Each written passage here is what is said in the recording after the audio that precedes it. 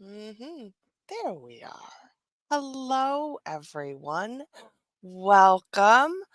I am Briar Harvey. This is the Neurodiversity Media Network, and we are here today for the first show of 2024, the Woohoo! Neurospicy Guide to Dating with the fabulous Mother Claus, everyone. Hey, y'all. So Here I'm we really are again. excited about this episode. The conversation. So if you haven't seen any of the previous episodes, I will link them in show notes.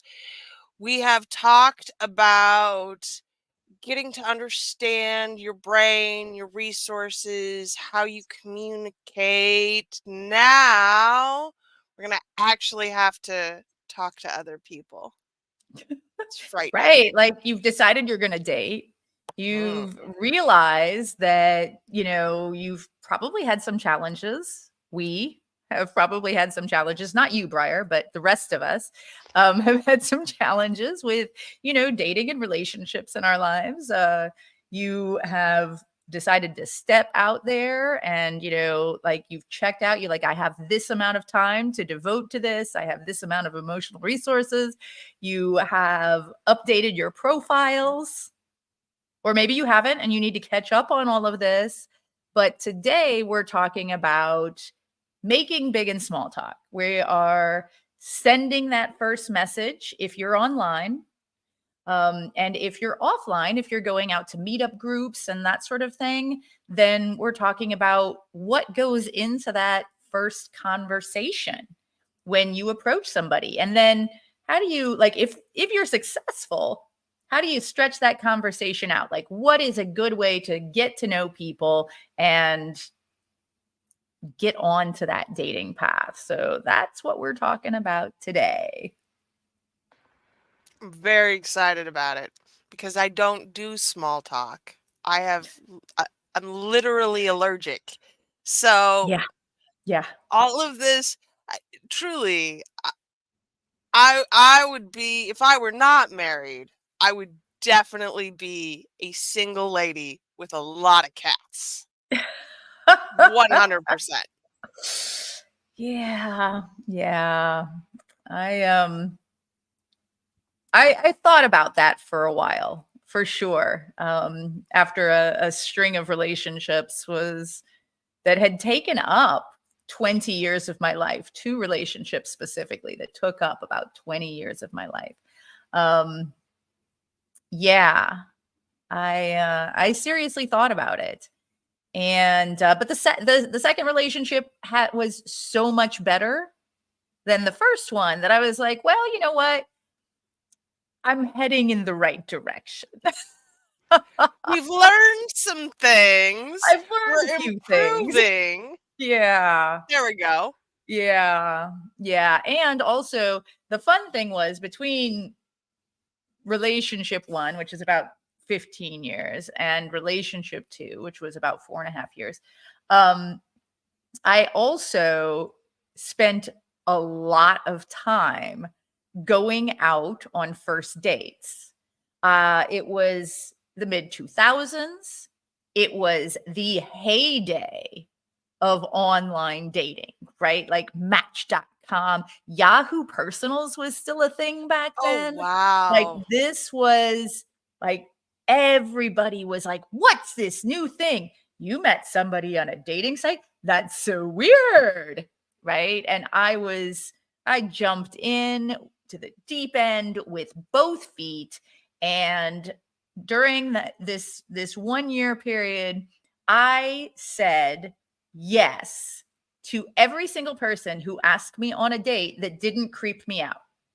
I ended up on 127 first dates during that year. I learned a lot about conversation skills. I know, I'm seeing your face. I learned a lot about like getting to that first date. I learned a lot about being on that first date. And you know what I learned a lot more of? What I don't want in a partner. Hey, that's absolutely the most valuable information you can have, though, right? So valuable.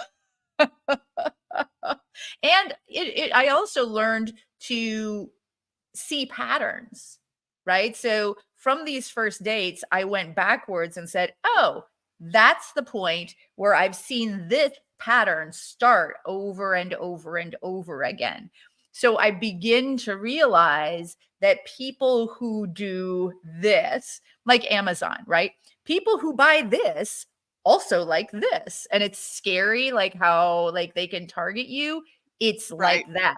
People who say this phrase also do this, right? Like, so today we're talking about how to start your messages, your communication with somebody, that first contact, off on the most potentially successful footing. That's all I can promise, right? Like, because there is no magic button that you can push No. or magic series of buttons that is going to make every single person respond to you, no matter how badly you want to hear from them. But what I can do is I can say, this is what you are going to include in a good first message. This is what you want to include in a good conversation. And then from there, it's a bit of a crapshoot. Sometimes you're going to send things to people online and they're not even going to be online for the last 3 months, right? So most likely to succeed is the key here. All right. So let's get into it. Where do we start? Well, probably first messages. And the reason I say first messages is because online, you're going to send that first message, and that's going to be somebody's like introduction to you. They're not going to see, your body language. They're not going to hear your tone of voice. If you're lucky, they'll see at least one picture of you. So hopefully it's a quirky one. And we did talk about, what pictures are good in, the past profile one. But they're not going to see you, right? At best, they're going to see a two-dimensional version of you. Hi, Cobalt. So that's important, right? So the first message is going to be you saying hello and all of these like little tiny things that are important for somebody to really make a decision. So 5 things. Introduction. You want to introduce yourself. You would be surprised at how many people will send me paragraphs and paragraphs of text and never actually say, hi, my name is. So are we talking like when you say introduce yourself, I think business terms, right? What's my elevator pitch? Are you saying I should have a personal elevator pitch? I think you should at least be ready to say, hello, I'm Heather, right? Especially on the sites that you use a username instead of your real name, right? Because, droid for you too. Like, what am I going to call you? Right? Give me something, right? An introduction. And that's what a first message is supposed to be, is an introduction to you and why I should give a shit about who you are as a person, right? So, introduction. Interest. You want to actually show interest. And the way you show interest in a first message is saying something like, hey, I, saw something on your profile that really interested me. Or, hey, it looks like, is that Joshua Tree? I've been there. It's such a magical place, right? Something like that. Showing an interest in them. And the way to do that is in small details. And I'm going to give you some examples here. I'm just starting off. Respect.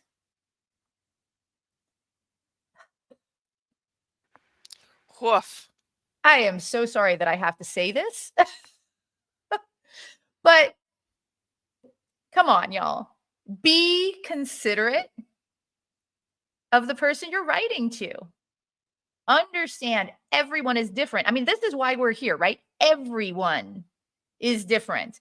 And your kinks or interests or like peccadillos are not their kinks or interests or peccadillos.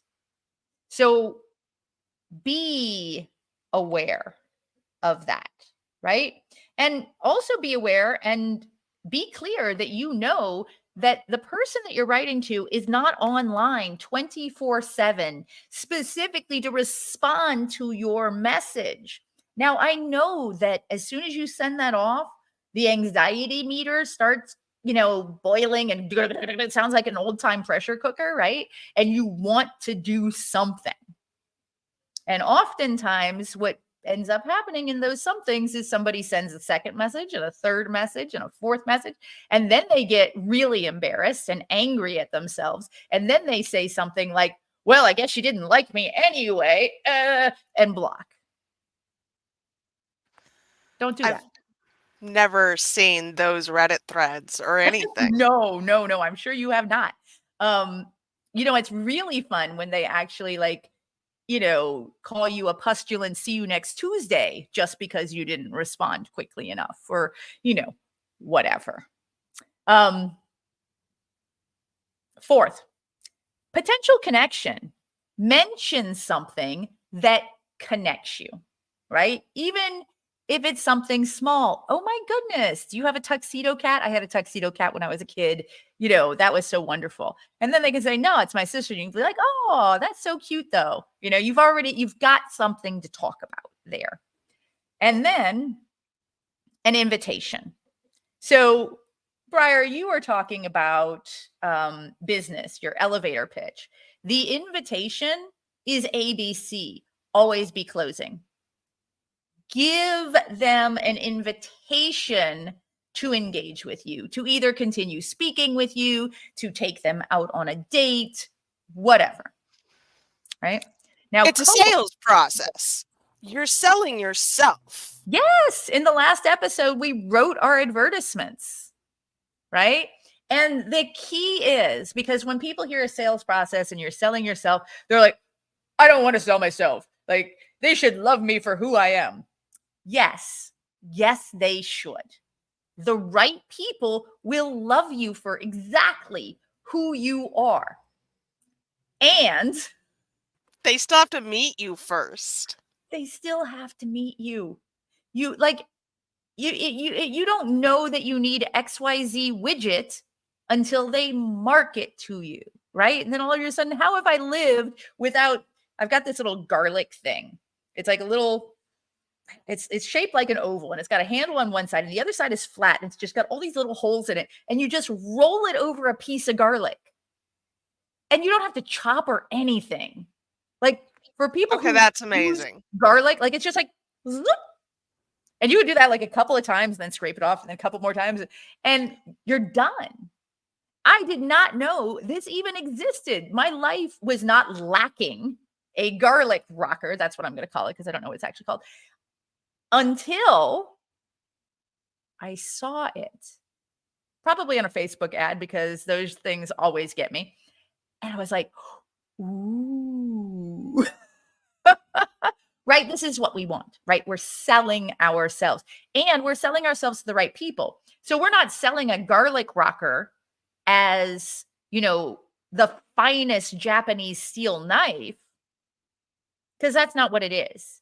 It's a garlic rocker. We're selling ourselves as exactly who we are. So Cobalt says, how do you curb nervous rambling? Follow the template. It's that simple. Follow the template. No more, no less. So examples. Good morning, and then use their name or their username, right? So in my case, good morning, Heather, right? Or on some sites, good morning, Nookie. Do not use, hey, babe. Good morning, sweetie. Hello, handsome. And the reason for that is because you don't want to artificially inflate your intimacy in the first message, right?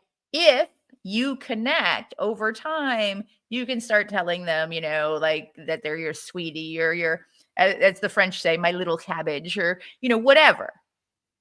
But to start off, use their name, right? They have a name. They have a username. It's right there. So the use of a name shows respect in specificity and in not assuming either a title or an intimacy You that had doesn't to yet write exist. this message for you. I had to take the time to type your name Yes, out, not that too. paste in a form message. Yes. Hey, babe. Hey, How many babe. times you copied that from your notes app? WYD. Right? Yeah, exactly. So then I was perusing. I was just thinking about Peru. I was perusing your profile and I find you fascinating and frankly amazingly attractive. I was particularly interested in your statement about flamingo riding and racing since I've had an interest in that area for years and I've always wanted to learn more. What got you into that? So, the fascinating and amazingly attractive, those are indicators of romantic interest. And flamingo racing, there's your potential connection. What got you into that is an invitation to continue the conversation, right? So, in those few lines, we got in 3 different segments. Oh, and pardon my enthusiasm. I'm username or preferred name, and I'm ever so happy to make your acquaintance. There's your introduction, right? Is there a name besides name or username that you prefer? So, for example, if I'm on a site where somebody's calling me Heather and they say, is there a name besides Heather that you prefer? I would say, my friends call me Nookie or Heather, so you can use whichever you choose, right? That's nice. As opposed to people coming at me saying, hey, beautiful, how you doing? And I have to say, hey, it's lovely to meet you. And we're not in a relationship. So I would prefer that you call me Heather until we get to a point where our intimacy warrants pet names. And you have to set that boundary almost immediately, Oh, which makes them not friend material anymore, I notice. Please call me Heather. You're not a friend yet. You can't even get my friend name. absolutely. Absolutely. Because if they're going to start pushing for beautiful intimacy, then I'm going to set them gently back away from, hey, this is a friendly stranger intimacy to this is a stranger I'm not sure of intimacy or lack thereof, as the case may be, right? And here's the thing, as neurospicy people, we have a tendency to allow people to stomp on our boundaries a lot, right? Because we want to be accepted. We want to be liked. We want to be loved. We want to create those connections. And doing so makes us more vulnerable to the people out there who make pushing boundaries like a full-time hobby. So I have this system that I use in my head that I've taught to a few people when it comes to dating. It's called start with no. Set your boundaries. If they come in calling you something you are unwilling to be called, stop them. Because either they will honor your boundaries and say, ooh, sorry, didn't mean it. Lovely to meet you, Briar. Or they will not. And all of those responses will tell you everything you need to know. Right. So you've given them respect by asking them about a name, treating them as a valuable human with a right to be unique, right? And then you say, have a fantastic day, sign your name or username, right? Super easy. And that's the kind of template that you can use over and over and over again. We've actually created a template for anyone to download. It'll be in the show notes. We'll pop it into the chat. It has this template inside of it. Greeting of some kind, username. I was perusing your profile and I indicate interest without sexual overtones. I was particularly interested in what caught your interest. Give a reason, ask a question about it, or start a conversation for them to respond to. Introduce yourself. Is there a name besides username you prefer? Have a fantabulous day, your username or preferred name signature. Now, here's the thing. What you're going to want is you're going to want to look at that template and put it in your language, right? Most people are not going to say, I was perusing your profile. But, some dude with a fedora on a dating site is going to be all like, mid-century Victorian and be like, hello, beautiful woman. I was perusing your profile and right? So Yes. Now I would probably say, hey, your picture caught my eye and I took a look at your profile and I loved where you mentioned Thailand. I was just there in 2018 and I loved Bangkok. It looks like you got out of the cities though. Where did you go? I would love to know more, right? Oh, and by the way, my name is Heather. It's lovely to meet you, John, because John's name is right there. And is there another name you'd prefer to be called? Right? Like something super simple. And then I'd put my, sort of trademark asterisk smiles asterisks because I'm old, y'all. And I started way back in the days of like CompuServe and Prodigy. And it always makes me AOL. smile when I get a smile from you. Whenever I'm smiling, I automatically type that in because, I didn't emoji back in the day. You young kids with all your emojis, you think you can just emoji all over the place? Smiles with asterisks were good enough for us back in the day. Or those ones where they'd be like, asterisk kneels at your feet and worships you, asterisk. And you'd be like, get out of here. Go. So, yeah. So that template is absolutely available to you. And, Cobalt, if you follow that template and you include those specific things, you're not going to be nervous rambling because you're going to have exactly what you need in there to get the point across and make the connection. Now, one thing I do want to point out is I did mention in the template, it says indicate interest without sexual overtones. So let me just say this. In a first message, don't include sexual content via words or photos. Just don't do it.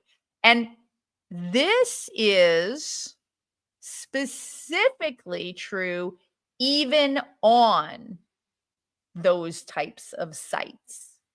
Like seriously, treat somebody like a human and connect with them as human first. And let them either initiate or consent to that kind of interaction. It's really, really important. Okay, Cobalt was talking more during in person. We will get to that. So there's a few more in the download that I put up there about how to and how not to do that first message. But here's the thing. That template, this is for you, Cobalt, can be used for in-person meeting as well. Because an ideal first conversation will include those 5 elements, right? An introduction, a statement of interest, respect for who they are as people, a potential connection, and an invitation, right? So, hey, Briar, I couldn't help but notice your astounding piggyback skills. It's one of my favorite sports. What got you into competing? Right? And then Briar, suitably flattered that I noticed her outstanding piggyback absolutely. skills. No one has ever asked me about my piggyback skills before, actually. Let me So tell you. exactly. So, it is so wonderful to talk to somebody who has taken an interest that I have into such a skilled level and is competing in that. Like, this is super exciting. And I am so glad that I've gotten the chance to see this. By the way, I'm Heather. I'm enjoying this conversation. You're fun to talk to. Right? So then we've got that introduction and a statement of interest. Right? I don't think anybody will ever be disappointed to hear that they're fun to talk to. Especially if it's true. Mm-hmm. Right? Like if your body language, because we're talking in person now, if your body language and your tone of voice is engaged with them and you say, I'm really enjoying talking with you. And Briar, you're like, oh, hey, Heather, I'm Briar. It's lovely to meet you. Right? Like, so you say, Briar, it is lovely to meet you as well, Briar. I didn't mean to take up your time. I was just so enthusiastic about seeing, a professional piggybacker. That was like, I mean, like top tier, made my day experience, right? And then I'd love to talk more and get to know you better. Would you be open to, meeting for coffee or tea sometimes? There you go. There's your invitation. You are saying how, happy you are to meet them. You're saying that you don't want to take up a lot more of their time, and you are offering to connect, right? And this cuts back on the nervous rambling, at least in that first conversation, because you are getting in, you are leaving a positive impression as much as possible, and then you are removing yourself, unless they beg you to stay, which is entirely possible. You are removing yourself with an invitation to connect later. If they take you up on that, great. If they don't, because the idea of an invitation also means the idea of rejection. Yes. Right? As exciting as it might be to get a yes, you also might get a no. And that just the thought of it, nervousness, anxiety, terror, right? Especially for those who have rejection sensitivity dysphoria, right? Whether you've been diagnosed or not, hardly anyone is like, hell yeah, rejection. I mean, I used to hate it. Like, hate it. But I have learned to welcome rejection. And the reason I now welcome it is because now I won't be wasting my time with anybody who doesn't feel like they're a fit for me.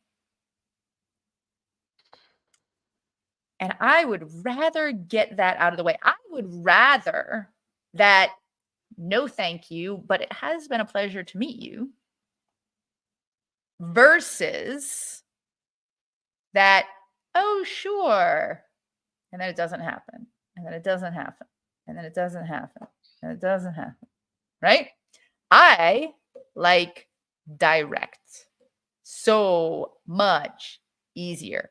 However, if you're concerned about getting rejected, you can make the invitation less forward. So let's say you meet in a meetup group. You will potentially see them in again. You can just say, hey, it has been such a pleasure to meet you. I hope that we get a chance to talk again. Right? That's an invitation. They may chase you down for it. They may find you on Facebook. They may do this, that, or the other thing. And you may just see them again next time. Or you may not. And here's the thing. That's okay. Right? You met them once. You have the opportunity to meet them again. If you don't, or if they're not interested, here's the thing. I'm 50. If I meet somebody today, I have lived 50 years of my life without knowing them. And if I don't know them 5 minutes from now, my life is not going to be significantly changed. Right? You're not going to get any worse from this unless you choose to. Right? You could dwell over, Dream Boopsie 702, not like wanting to get to know you. Sure. I mean, if that's how you want to spend your time, don't let me stop you. But you could also say, okay, I had a thing for Dream Boopsie 702. I still do. And Dream Boopsie 702, not a fit for me. I feel pretty much the same way about Jason Momoa, right? Like, very pretty to look at. Probably not a good fit for my lifestyle. Like, considering that we've never come together, despite the many missives I've written him, I'm thinking it's not meant to be. So I will just, I'll put that aside. I will pull it out whenever I get a chance and, sort of like, it's sort of like buying a lottery ticket. Buying a lottery ticket, you don't buy it because you think you're going to win the lottery. You buy it because that hour or two that you spend dreaming about winning the lottery is worth the $2 you spend, right? That's really what it's all come down to. And it's the same thing, right? There are a lot of people. If you are an interesting and interested person, there are going to be a lot of people that you are going to crush on that are not going to crush on you. And if you're an interesting and interested person, there are going to be people who are going to crush on you that you don't have that interest in. Like, it's just the way it is. And, one of my clients who I've been working with for a little while, when they originally came to me, they were in their 40s and they were a virgin, never had a relationship of any sort. And then they're like, well, what do I do? This person likes me more than I like them. And I'm like, well, look at you. Right? You went from, I don't know if I can do this, to, how do I let this person down as kindly as possible? And I'm like, that is why you're my client, because you actually care about being as kind as possible. You are an amazing human that somebody is going to be very lucky to have in their lives. And you may not know all of the people who crush on you, and that's okay. Here's the thing, though. Even if you get rejected, you have learned. Whatever you've learned there, you've learned that person's not a fit. You have learned maybe a pattern about that person that you can then apply to another person. Oh, this person was kind of this, this, and this. The last 3 people who were also this, this, and this were not a good fit for me. Maybe that's a pattern. I'm going to keep an eye on it. And you have learned how to be rejected, which honestly is an amazing life skill. Not just interpersonally, but Briar, business, right? Right. Get rejected. People will say no to you. They will not buy your stuff. It's the same as them not dating you. Over and over and over and over and over. Get used to it, right? Fail forward. Enjoy learning every step of the way. Okay. So we've had this initial conversation, and let's say they accept our bid. Yes. Okay. So now we're going to have that first one. That's kind of like our small talk, right? You don't have to talk about the weather. You don't have to talk about, the political climate or anything like that. You have your 5 key points to make. That's your small talk. That's your bid. That's showing your interest. Okay, now you've got a date or you're chit-chatting for a while online. Where do you go from here? Okay. Questions. I like to start off with questions because questions can be done really, really well or really, really poorly. I had somebody reach out to me. First message, And this is on like a kinky site, right? So first message on a kinky site, and all they said, not even a subject line. What's your favorite bird?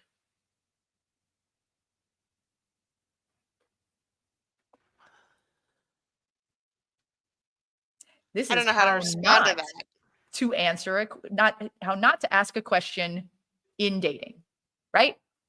I wrote back. I did respond. I said, I'm sorry, I don't think in favorites or absolutes. There is literally zero way I could come up with a favorite bird. I don't have a favorite bird. I could make something up. I could be like the passenger pigeon, right? The dodo. But I really wanted to like, and you know what they responded with? Yeah, I don't either. I don't even have a favorite bird. Like, what the fudge? Why use that as your opener then? Oh my goodness. So, questions for the sake of questions, not a good idea. Also, I've been in those conversations where somebody like writes to me and they like, hey, my name is John. Your profile seemed really interesting. And question. I'd be like, hey, John, nice to meet you. Answer. And John would be like, yeah, nice to meet you too. Question. Like, okay. Answer. Question. Like, okay. Am I being interrogated here? Or are you trying to get in my pants? I can't tell. Are you CIA? What's going on? Like, I don't know. Right? Don't do that. Right? Don't just fire question after question after question again. Because it gets exhausting. Like, somebody asks a question and I respond with a thoughtful answer, and then all they've got is another question. They don't respond to my answer. They don't share their own answer, right? Like, all they've got is another question. Eventually, I'm going to get sick of carrying the conversation. And I'm going to wonder why they're such a creep, right? Yes, I know they're probably trying to get to know me or whatever, but yikes on a bike. Right? So there's no interaction. No. So make your questions interesting. Now, Cobalt says, I would have found that to be an intriguing opener. Sure. If somebody had introduced themselves, said, hey, my name is Jonah. I came across your profile. I thought you sounded really fun. And you said, ask you anything. So I'm going to ask, what's your favorite bird? But nothing else. Just out of the blue, what's your favorite bird? I've got nothing about birds on my profile. So he could literally copy and paste that question to thousands of people just fishing for a response. And then when he got a response, he didn't really know what to do with it. Right? Oh, yeah, I don't have a favorite bird either. Okay, where were you going to go with that conversation? Right? So make your questions interesting. Like, don't just ask about what somebody does for a living, right?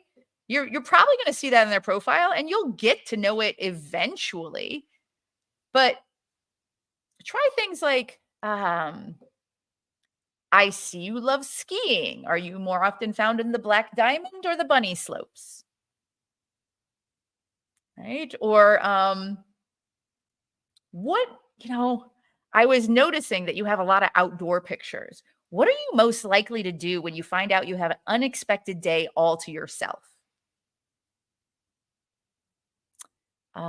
What's your guilty pleasure that you like to cook? What's your guilty pleasure? How about I consider myself a goofball with a romantic streak a mile wide. How would you describe yourself? I have 2 dogs. Are you a dog person, a cat person, or do you prefer wombats? Lately, I've been I seeing like wombats. that. Yeah, I I've been like wombats. Yes. seeing wombats all over my Facebook feed, especially these little rescued babies. They're like, hop, hop, hop. So freaking cute. Oh my Lord. Okay, so make your questions interesting. Then answer your own damn questions. Like, seriously, if you ask me a question, what are you most likely to do when you find you have an unexpected day off? They say, well, I mean, you notice in my pictures that I'm spending a lot of time outside. I would probably get out for a hike. If I knew the day before, I might get up early and, head to such and so park 2 hours away from me in order to really spend some time. And then you respond and you say, that sounds really interesting. I've never been to such and so. In fact, I've never been hiking before. I do enjoy walking though. So I imagine hiking in the woods would be interesting. What do you love about it? Right? You're engaging with the information that they've given you. Do you know what that is? That's interest and that's respect. Right? You're continuing the process. Giving them your answer means that you're not forcing them to carry the conversation constantly. Right? So, ideally, words are hard for me today. It's a whole new year. It is a whole new year. It is a whole new year. So ideally, like if you're online, ask a question, get a response, comment on the response, right? Like keep the conversation going. Answer the question yourself before you ask another question. Or alternatively, you can switch that around and you can ask a question with your answer included. Like, I have 2 dogs, right? Are you a dog person, a cat person, or do you prefer wombats? It starts off with 2 dogs. So if they say, I'm a cat person, then you can say, oh, I've had cats before. What do you love about cats? How many cats do you have? Yada, yada, yada, yada, right? And by the way, the reason I included the wombats thing is because I have been seriously considering a baby wombat. They're so freaking cute. I just want to squish them all up. Right? So you ask a question with your own information. You get a response. You comment on the response. Keep the conversation going. Maybe clarify that tidbit of information. Like I just said, I've got dogs now. I've had cats before, and I want to get a baby wombat. Right? And then you ask another question. Do not ask questions that are answered in their profile. Like, it happens so often to me.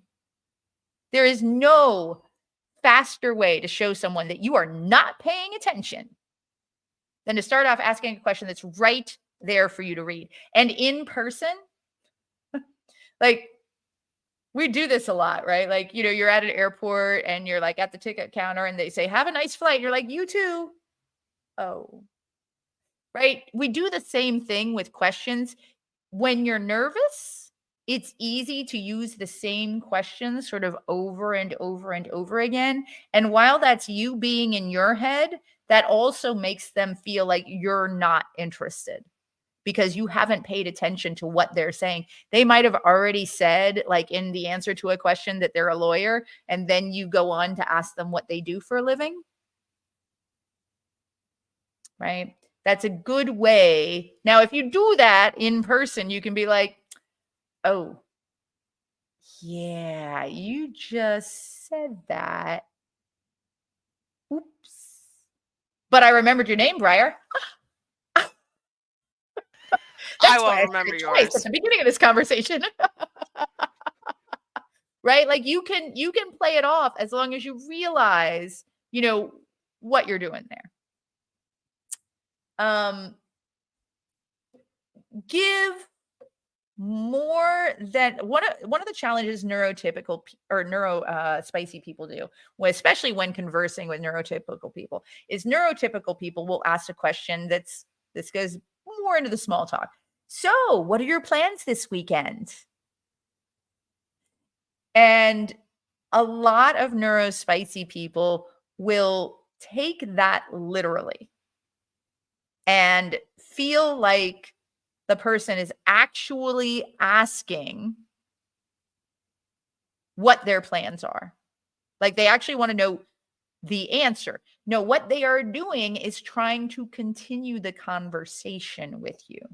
They might also be trying to see if there's a space in that weekend for something interesting. So if you respond with an answer like, not much,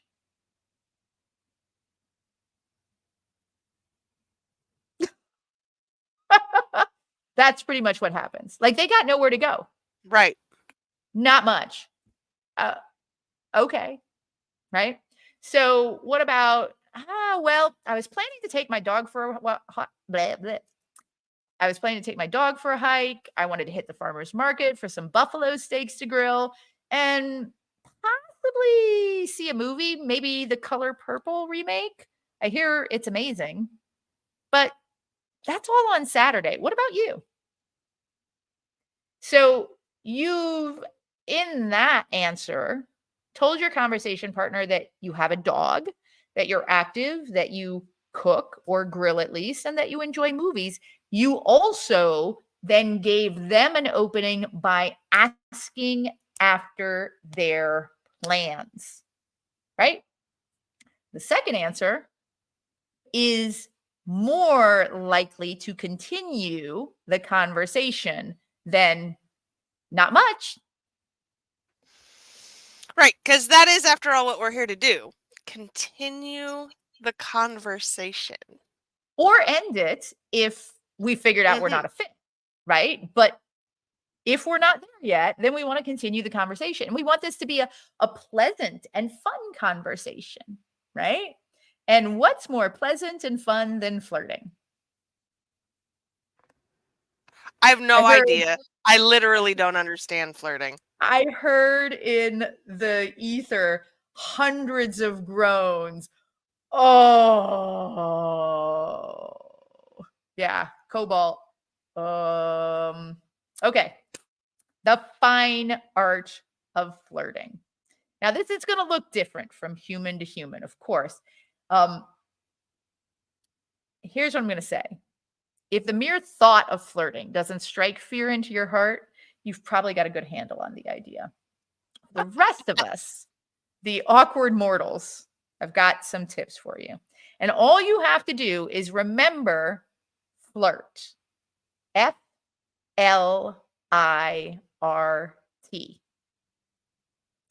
Flirt. F. Some people are going to hate me for this. F is for flattery. Flattery gets a bad rap. A lot of people see flattery as like a manipulative tactic, insincere, yada, Flattery yada. gets you everywhere with me. Tell me how awesome I am, and I will move the earth for you. Same, as long as I believe it's authentic, right?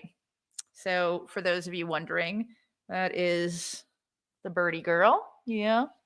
I'm actually a dog person, but here I am with a gray tuxedo kitty taking up space on my lap right now. So let's talk about flattery. Let's talk about flattery. Let's talk about compliments. Because how you compliment people matters, right? Again, writing to somebody and saying, hey, beautiful. It's not good complimenting. So I've actually written like a whole kind of dissertation on how to compliment people well. Actually, you know what, Briar? That could be the giveaway that you can give to your paying people. Okay. I will put that together for you. Thank you. How to compliment. There you go. So I will offer that in whatever I end up putting together with all of this, but only for my paying clients. So the freebie that we're giving away, that's for everybody. How to compliment, that'll be only for, the insider circle, whatever that ends up looking like. So here's the thing. How to compliment. Don't bother trying to be smooth. be authentic. Super key, right? Say it when you mean it. So if you see somebody and you're like, oh, say it then, right? Just say it. And again, you're not trying to be smooth, you're trying to be authentic. So, oh my goodness. Yeah. Briar, one of the things I did notice today, and we were all caught up in like, tech stuff and whatever. I'm loving this little peasant neckline thing. Super cute. Thank you. Welcome 2024 and milkmaids. I love it. Always. 3, if you can, be creative, right? 4, compliment what makes them unique to you. 5, don't just compliment physical appearance. Yes, please. So like, yeah, hey, beautiful. Okay, first of all, I don't really consider myself super beautiful. Some people do. I'm cool with that. But the people I only really care about hearing that from are the people I'm involved with, right? The rest of the world, not so much.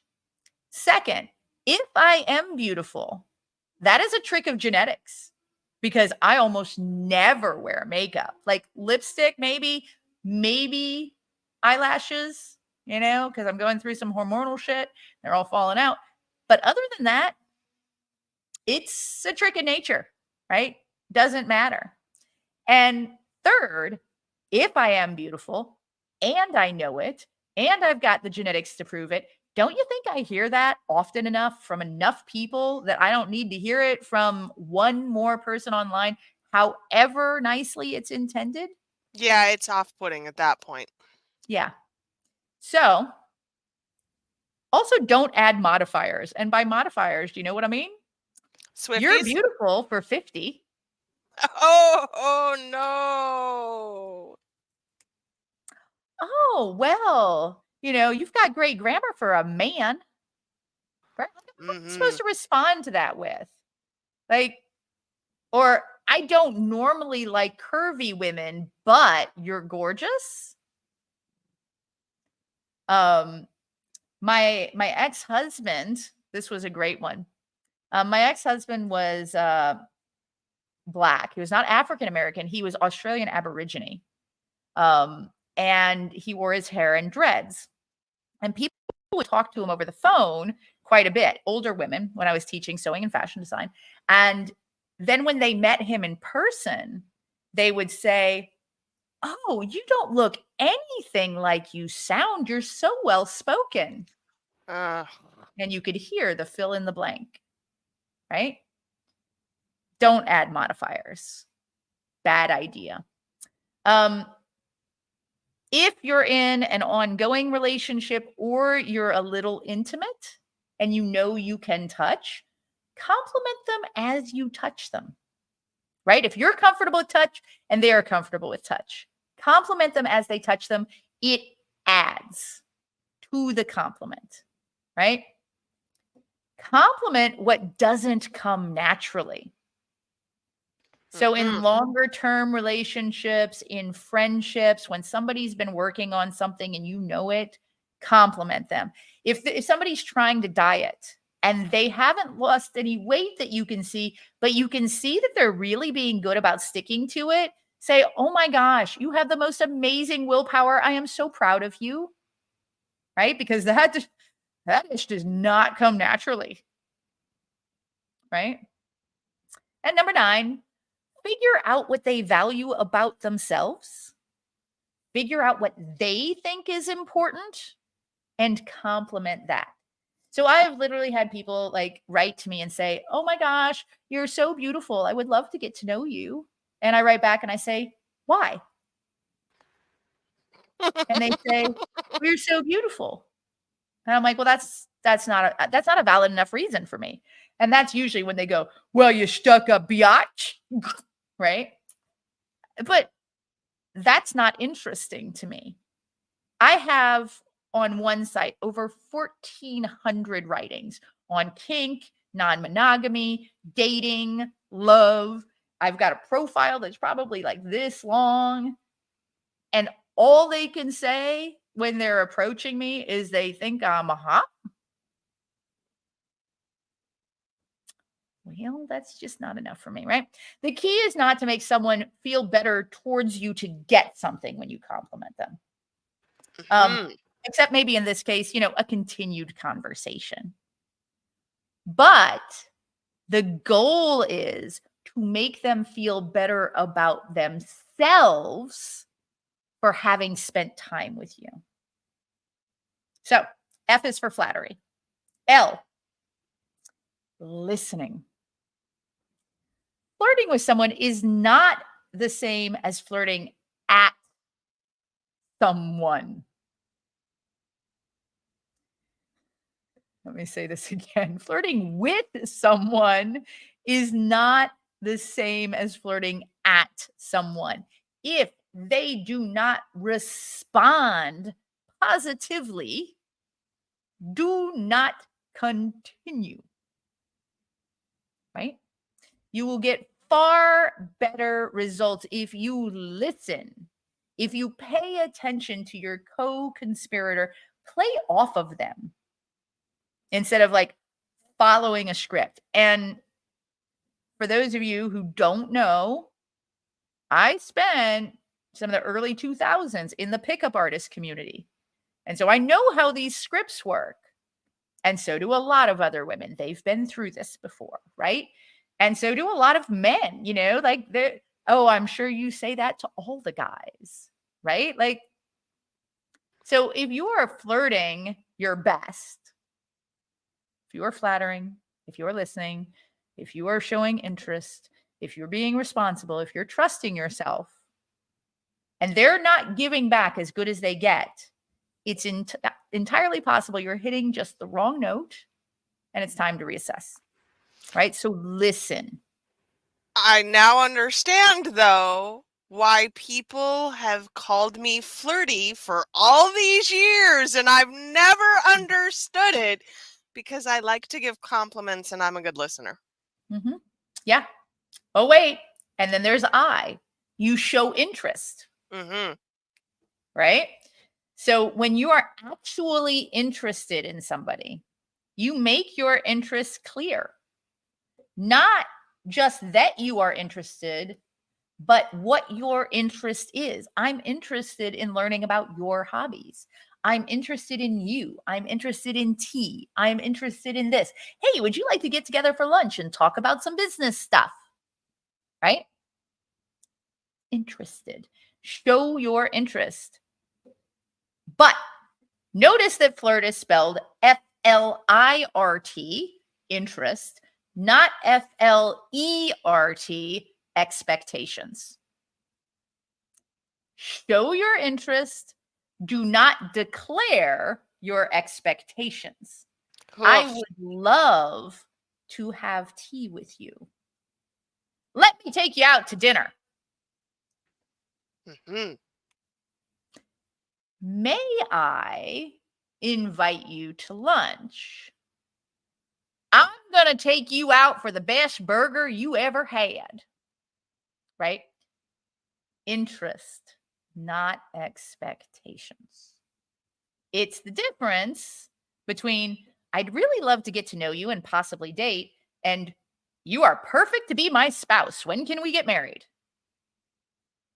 I mean, that's exaggerated, but that's how a lot of people come across when they're asking for a date. I've literally had people in a first message say, hey, you're really attractive. Let me take you out sometime. No.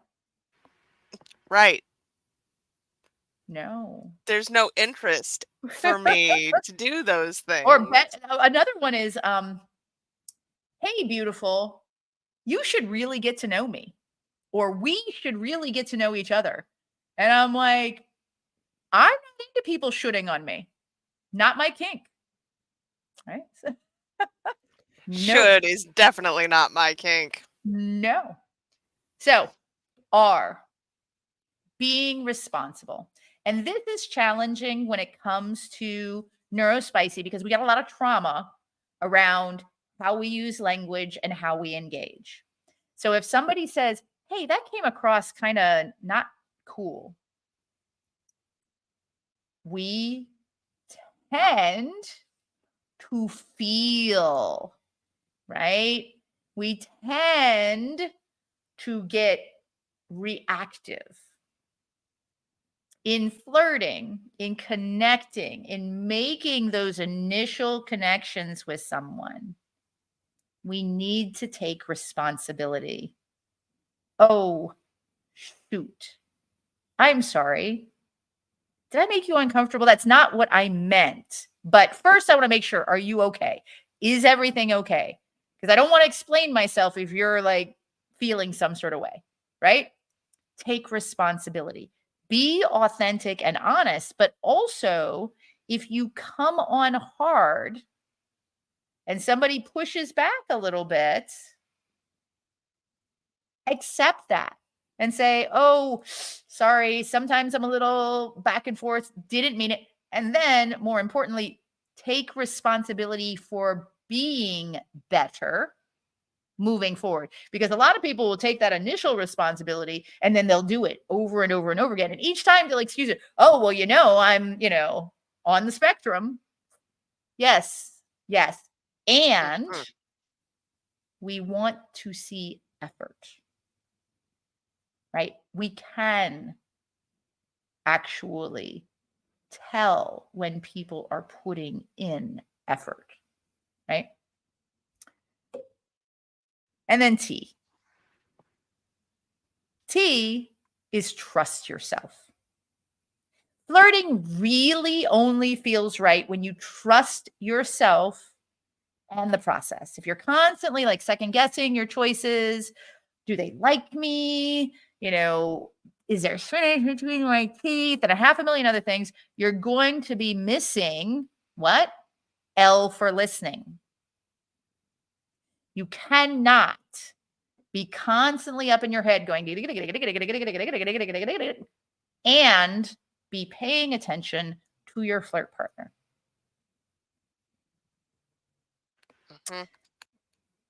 So I used to be pretty shy, which is interesting because whenever I traveled, people would approach me and talk to me. So I talked to all manner of people, but it had very little to do with me. It just had something to do with maybe being born in Iowa and smiling all the time, right? And so people would approach me and they would literally tell me things like on a bus trip to Seattle that they had never told anyone in their life. And sometimes I'm like, I'm not sure I needed to know that, right? But here's the thing. I was shy. I didn't approach people until I decided to change my life after I got diagnosed and to, do what I thought would most potentially successfully get me the life that I wanted.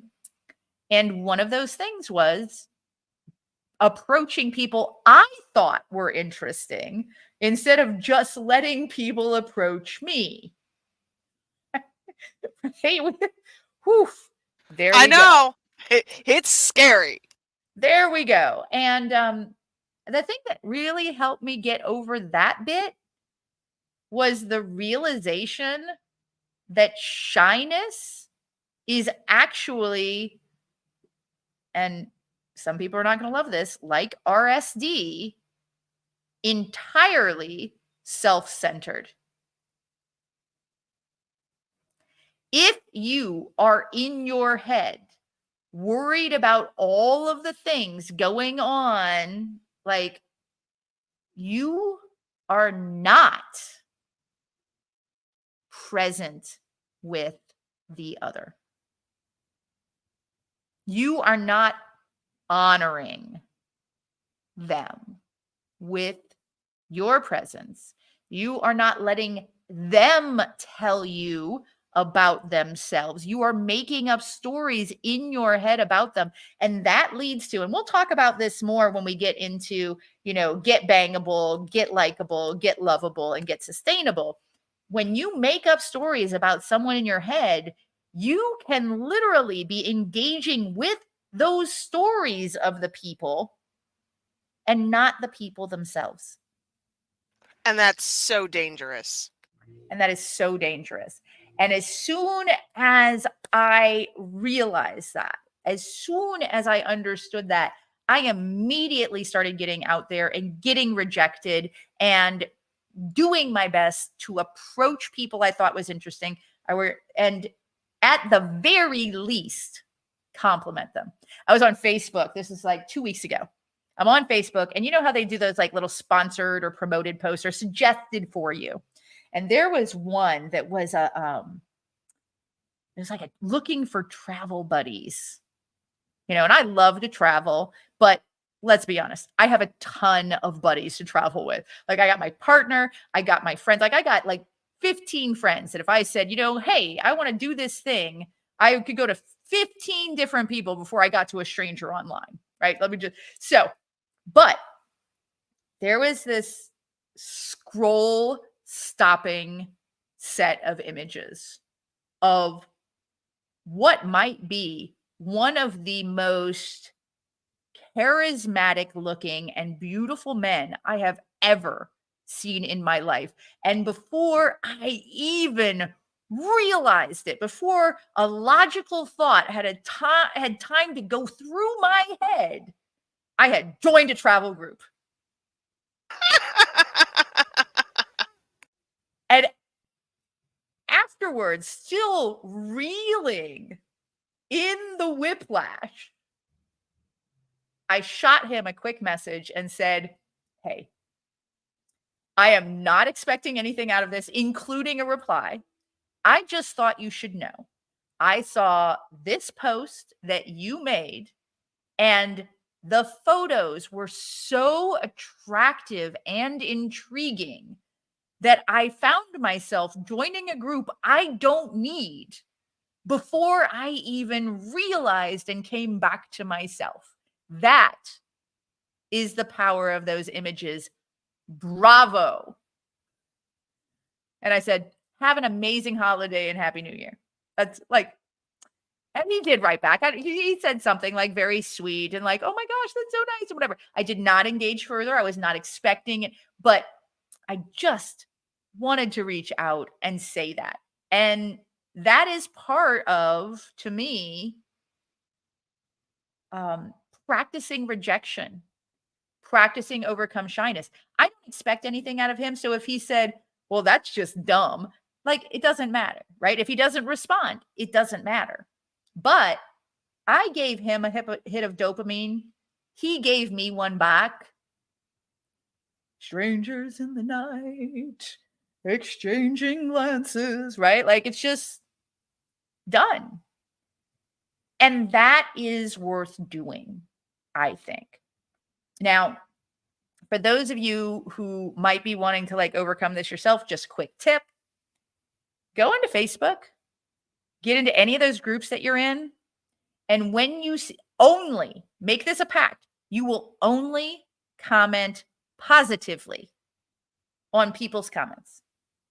Don't even comment yourself on the full thing, right? Like let other people comment on that. If you're really like, don't love rejection, just comment on people's comments. Wow, all of this. You said it perfectly. Something like that, right? Get used to using those words and speaking them, even through your fingertips, to other people. So, real quick though, it's not just about doing all of these things for conversation, right? Like I've given you, the 5 things you absolutely should have in a first conversation: introduction, interest, respect, potential connection, and invitation, right? And we have a guide for that. Download it. The link is in the show notes. It's not just about doing those things, right? It's about being the person who does those things. It's not just about showing interest. It's about being the person who is interested in the other human, not just what they can do for you, but interested in them. Here's the thing, though. When we're neurospicy, right? And we've spent years being different. And you go through your grade school years, and you go through your middle school years, and you go through your high school years, and maybe even into college. Maybe your college experience was Revenge of the Nerds. I don't know, right? All I know is that we build up these walls and distances. And it's hard to be interested in somebody else, truly interested in who they are as a person, and not in who you have built them up to be in your head, because we don't have practice doing that so much, right? Sure, with our geeky friends we play D&D with, yes, absolutely. Like we can all day long, but somebody, Cobalt said, but when I'm interested, actually interested, then I melt into awkwardness. But again, the awkwardness is all about our thoughts about that person, not about that person. So we need to practice being interested in them. We need to practice being responsible for our words and our actions, and understanding when those make other people feel awkward, and then doing better as best we can. Right? Because we want the best results out of our lives. And if we can be 1% better, that's 1% better than we were yesterday. And if we can't get any better, if we literally keep trying and we can't get any better, okay, now we know. Right? But we're also aware that this can harm others, and we're prepared to take responsibility for that. So it's not just about doing the things. It's not just about the template, although we've given you the template. It's about being the person who does those things, and starting with doing the things and practicing them over and over and over again, with no expectations, no building up this whole thing. Okay, Dream Boopsy 702 and I've sent off this message, and now they're going to respond with this, and then I'm going to respond with that, and we're going to be, brewing kombucha at home and studying, insect larvae together, and you haven't even hit send on the message yet. Right? This is incredibly common. Knowing that we need to allow people to show up in our lives in order to create a connection. Because if we look at, maybe it's not Dream Boopsy 702, maybe we're looking at, Clara 516, and Clara 516 is really potentially out of our league. And there's somewhere in that profile where they say something like, yeah, and I'm studying etymology. And you're like, say what? And you're like, maybe we do have something in common. But are you going to reach out and allow Clara to actually make that connection? Or are you going to reach out already telling yourself the story, this person is out of my league, they're going to be just like that girl in high school, whatever. Or, Tom Delic, ooh, right? He looks just like that guy who asked me out on a date and then broke my heart and whatever. But this one likes LARPing. Huh. Right? Are we going to allow them to show up as who they are in good and bad ways? Right? Because we're trying to make a connection here, but we're also trying to disqualify the people who will not fit. If he shows up in your inbox saying, hey, beautiful, thanks so much for writing, and you push back, are you going to allow him to cross that boundary if he doesn't take your pushback well? So, and we'll get on into all of those things oh, yes. in the next 3 episodes. So, next time, y'all, we're going to be talking about the hard stuff, literally. The hard stuff and the wet stuff. The hard And stuff. the Oh my God. slapping stuff and the petting stuff and the squishing stuff. And you're not going to get there if you can't get here. So, again, we've got the guide with your first message for paid subscribers, either mine or Nookie's. We're going to have the guide to complementing. And then more in depth than the Cliff's Notes we did here. And we will be back next time to talk about sex, y'all. It's going to be bangable. Amazing. So, if you have questions, especially about this one, please let us know. Give us a call. We have a hotline set up for you. It's 1-402-819-9939. And you can call, leave your questions. We'll get to it before the next session. And we will see what happens. Thank you, my friend. This has been an absolute joy and delight.